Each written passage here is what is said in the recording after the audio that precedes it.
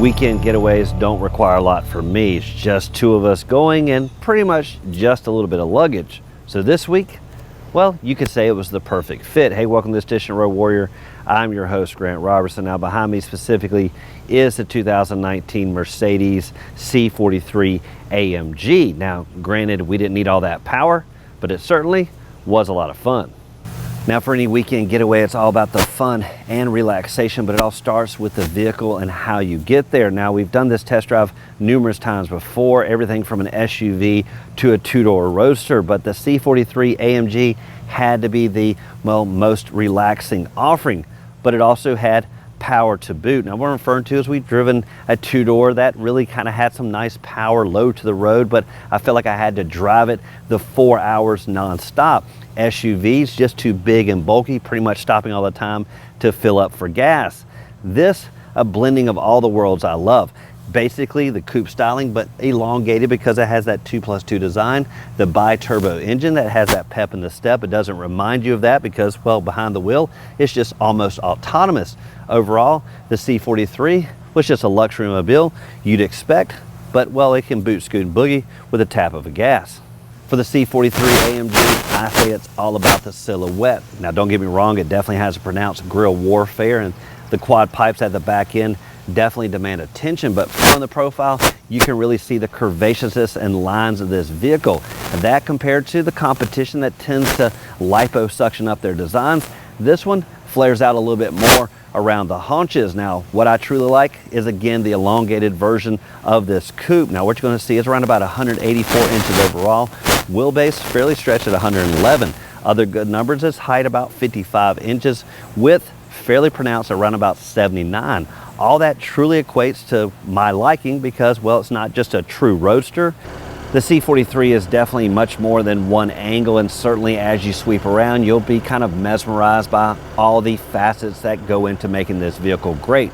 Simply looking at the headlights can mesmerize you for a couple hours, especially when you see them at work at night. Now what you're going to see here is just a typical one bank of glass, all the operation under one lens, but you're going to see a multi-beam LED system. Now a lot of bedazzling and jeweling, but really what it comes down to is the operation at night. Now what I found is when you have the traditional bulb, you're going to get a decent throw. Now there is a hard line which kind of became a little distracting. Basically a lot of throw up until a point, and really the darkness took over from there. Now I didn't think that throw was that impressive, but what was impressive was the automatic bright system for the headlights. Now that's a standard course for a lot of vehicles, but what I like is the ability for this vehicle to sense other cars, of course. When there's none coming, it brightens up. Now what's even better, that's almost like a curtain opening on a stage. What you're going to see is the dull light open up to a full bright spectrum, and that, my friends, goes quite a long way. I dare say at least a football field down the road. And, well, while it's not fully bright, there is a lot of reflectivity, and you're seeing well advanced of what you typically would need. For the C43 and its overall low stance and its very sweeping front hood, how much grille warfare could there possibly be? Hence, there shouldn't be that much acreage up here. Well, Mercedes definitely delivered in this area. Now what they did is they really pushed about to the envelope when it came to design, delivering a great sweeping grille in the upper part. Mercedes stylized right through the middle with these wings pronounced on the outer side. Nice brush look with only a hint of brighter chrome around the emblem. Now what you also see is body color all the way around. But what I like is the radiator hidden back here sweeps all the way down, really infused with all this airflow, really with this open mouth option down here at the bottom. Now what you're also going to see is, of course, a little bit of flare and chiseling when it comes to the overall fascia, but nothing protruding past the typical silhouette. A lot of vehicles really extending out. Now I didn't tend to have any impact zone when it came to the good old curbage here, mainly because these front sensors are going to help you fall short of that. Certainly this isn't going to clear any type of parking structure. Now there is nice parking sensors and a front camera that always is adorned right there on that screen when you need it. When it comes to operation of the rear deck lid, typical Mercedes, no need to lift or break a nail here. Just simply press the button, it's going to rise to the occasion. Now once it lifts out of the way, this looks typical for a coupe, nice and cavernous, but what you're going to find is it really envelops anything you throw in there. That 10.5 cubic feet really is a lot more than you expect, and it really handled all of our gear, not to mention just some other stuff we bought along the way. So the C43 AMG is 4MATIC with the grip at the 4 corners, but what specifically awaits you here? Well, what we had up front was two 25/40s wrapping a 19-inch wheel, as well as 19-inch wheel wrapped with two 55/35s. Now I like the grip and the kind of low profile, and what you're going to see in this particular styling is the open face rim. Now one thing to note is it is that black and accent, a little bit more matte approach, and that was helpful because it did pick up a little bit of road grime and maybe a hint of brake dust, but that's not really noticeable, of course, until you wipe your finger here and it, well, comes right off and shows you the polish. One aspect you may be asked about when you get behind the wheel of an AMG is what lies beneath, and sometimes it's better just to show it off than to talk about. What specifically waits here is a 3.0 liter V6 bi-turbo engine. Now it's going to deliver around about 385 horses and 384 foot-pounds of torque, but most notably 0 to 60 in 4.5 seconds. One area I typically start is the good old infotainment system, but actually the controls for it is more impressive. Now what you're going to see first is a good old trackpad on top, good old toggle switch that goes multiple directions as well as spins, and tons of other operations I'll get into in just a second. But one of the most important features is actually this area right here. Now what happened was I got in the vehicle and, well, the screen just wouldn't come on. It's just black, and well, I turned all the other functions basically from home, all these buttons, I pressed them, just nothing happened. Well, what's so simple is this button here. All you gotta simply do is just press it and the screen comes on. That's also the volume select as well, but it's really kind of hidden that it actually is a power button. Now once you turn that on, what you're going to find is a nice oversized screen. Now one thing to note is it's not really a touch screen. There's no interactiveness here, and well, that's kind of pointless as well because it's kind of an arm stretch away, so no reason to interact with it, but instead just simply use the knob, find your favorite station here on the infotainment, or if you get lost, just simply go to the home screen. That's going to give you tons of quick shortcuts to get to where you're going. Now pretty much when you're on the entertainment system, what you're going to find is basically a nice split screen, the navigation here on the left side, your entertainment here on the right, and if you need to, you can get to kind of this section on the right that really gives you a lot of dial-in specific presets and so on. Really takes just a hair to navigate around, but since this pad is so sensitive, it's really easy to use. Now while we're talking about this area, you do have kind of redundancy with the back button here, the home button, as well as this up here. Both pretty much get you to the same point, and basically if you lose your way, you have, well, two options to get around. Now what you're also going to find is it's really easy to navigate, basically scrolling back and forth.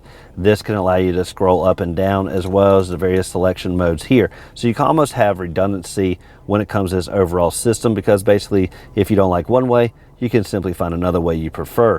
Now looking at the other functions, you do have that dynamic controls here. Tons of options when it comes to drivability, from slippery to individual settings, comfort, sport, sport plus. Now all that's going to of course interact here on the screen as you navigate through. It's going to give you all the various functions, and of course you have the settings there on the right. Now if you do want to kind of go into a manual mode, that's going to be over here, and again you can basically set your functionality. Now this is going to be your suspension manual mode as well, your traction control off. Now over on the right side, I mentioned earlier about the ability to kind of enhance the performance when it comes to those quad pipes. Just simply push it right there. Now it's not a huge audible difference on the inside, just gives you a little bit more noise and audibleness, and of course a little bit more performance. Auto start, auto stop when you get to these stop signs and such. I like to turn that off because I pretty much like the vehicle running all the time. Now this last feature is a nice parking assist. That's basically going to press it, find your parking space. It really relates up here on the screen. Really easy to use, and this vehicle can help you kind of navigate the tight spots.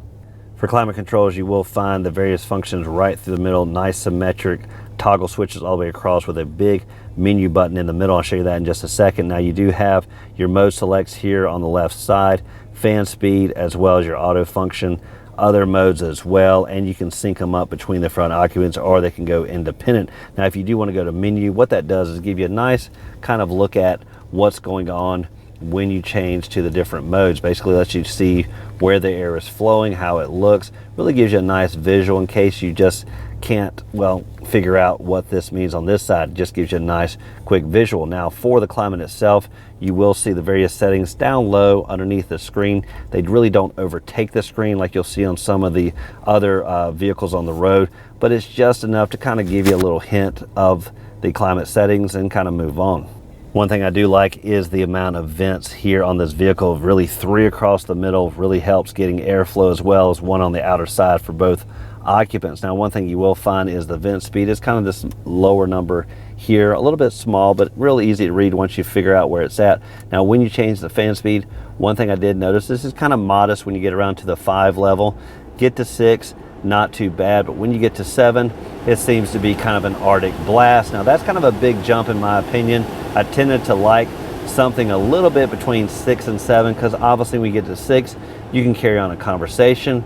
Get to 7, well, I love the airflow. It's just a little bit louder than I prefer. Below the climate, you will find shortcuts for navigation, radio, media, as well as telephone, and this button here. That's going to give you a nice overview of the various dynamic settings, and you can simply scroll through. Now this did have the performance package on it. You could go to kind of the track race mode. Now I'm not a big fan of this. If you've heard me talk about this many times, I'm just not a big kind of 0 to 100 if you say, but you can go into this mode and find lots of various options when it comes to testing out this vehicle. Sleek is the name of the game, and what I like is you can hide the nuts and bolts of this vehicle, more specifically the cup holders when you're not using them. Just simply press right there, revealing 2 cup holders.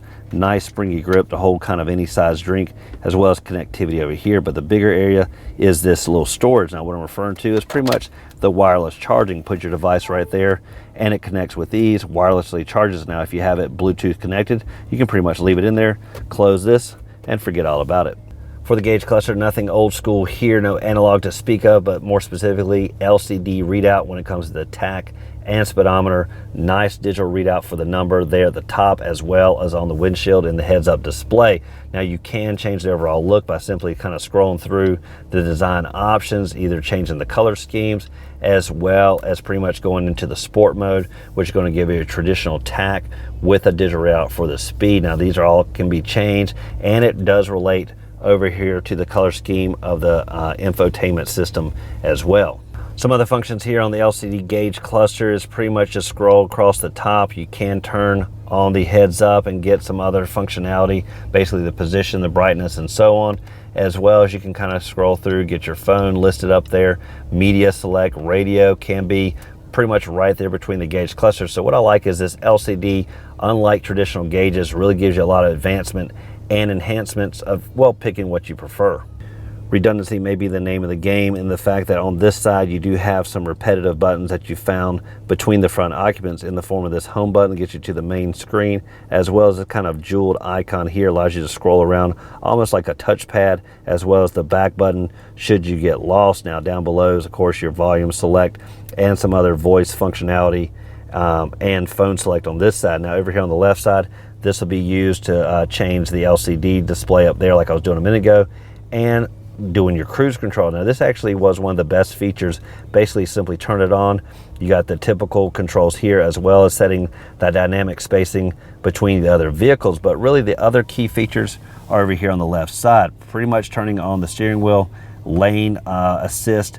Those pretty much help turn this vehicle almost into autonomous driving. Now you certainly need to keep your hand on the steering wheel, but you will feel the vehicle steering based on lane position. Even better when you're on cruise control and it senses, well, there's a curve up ahead, you will sense the vehicle slow down, and you'll see a related icon there on the LCD screen telling you the vehicle senses a curve and it will slow down. Once it's out of the curve, of course, speeds back up. Next best thing is GPS enabled speed. Now what's great about that is, well, if the speed on the highway is around 70, you're going 70 miles an hour. If the speed drops, the speed limit drops to 55, this vehicle knows it by GPS, automatically drops down to the posted speed without you intervening whatsoever. That's helpful truly when you're in those kind of city areas and the vehicle knows kind of obviously what's going on. It's going to help prevent kind of you getting caught up in a speed trap, and it's kind of actually smarter than the average bear. Saying the overall comfort's really easy to do. You'll find this kind of mirror image of the seat you're in, right down to the back support, even better, extending the thigh support down below, and multiple settings to preset so you can store and save them. Nice elbow support in the form of this center console, nice divide, obviously giving you quadrants for the pilot and co-pilot positioning of their elbow as well. Well, it opens bifold like that. Nice overall storage, illuminated of course, and connectivity in the form of 2 USB outlets. When it comes to legroom numbers, it's all about the front occupants, around about 42 inches in the front, 32 in the back. Now, if you do need to get to the back, what I do like is there's a nice handle here. Just simply give it a nice little tug, pull forward, and the front seat automatically slides forward out of the way. Now, certainly it's going to be room enough for 2 people back here in a pinch, and there's decent styling and overall comfort, but pretty much this is for, well, extra gear or maybe for the 4-legged friend.